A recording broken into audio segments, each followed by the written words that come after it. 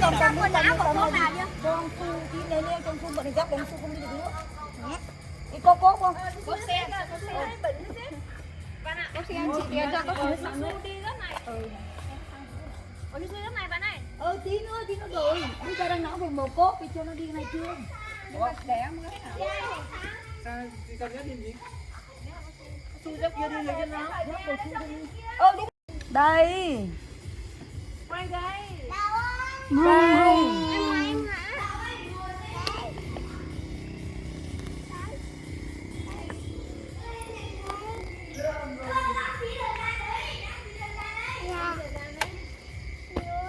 이 세상엔 이런 소파는 없었다.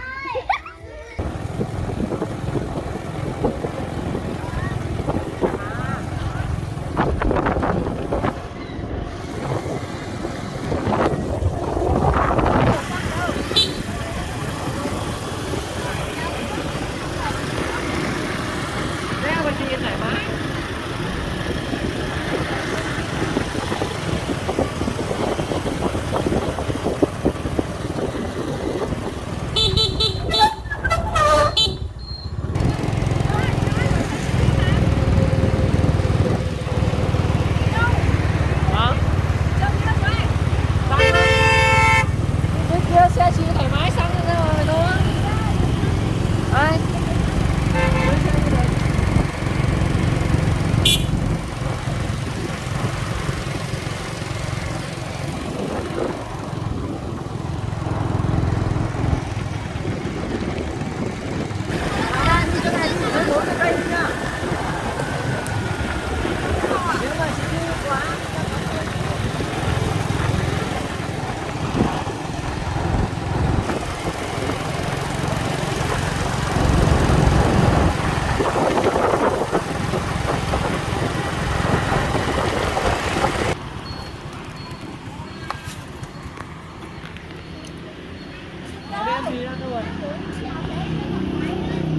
기억나야 돼? 그래?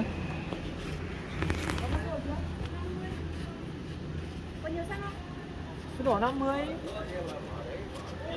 Đi đâu rồi?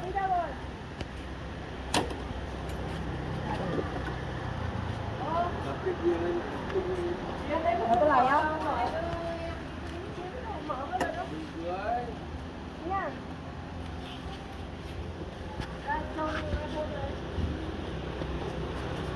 Cái là anh ơi, Viên bảo lên xe đi mượn. Nhấc cái này, tung cái này lên này.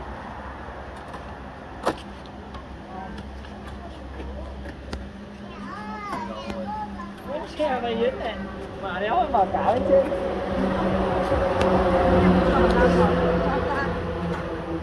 Xe đi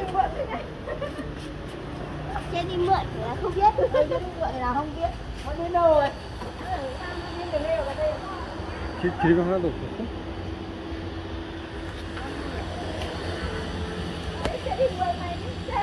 Nào rồi đi chưa? Để còn sang đổ 50 ta. Đổ 50 đi nữa. Ở đây sao? Luôn nữa. Ở đây ấy. Đi đổ 50.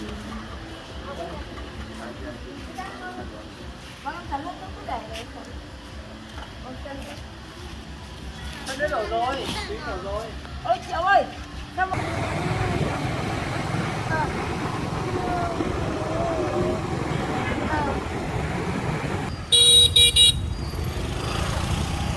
Và kia nó đổ thịt ra ngoài để cho người ta được nhắc phải. gì à?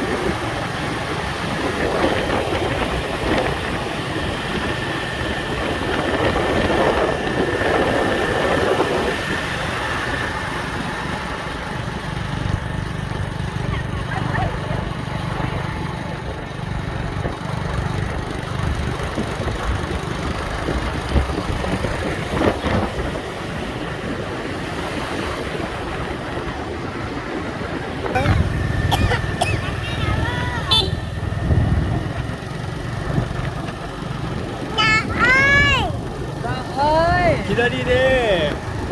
Ơi, ơi, ơi ơi, Đi ra đi đi.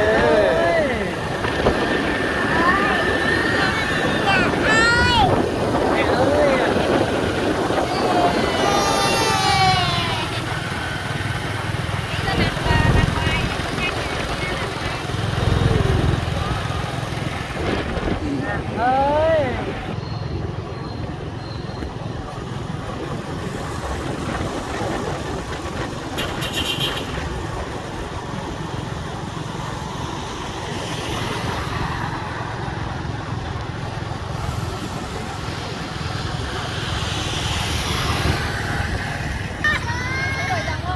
ơi nó từ dòng đi quá là cảnh cánh quay ơi.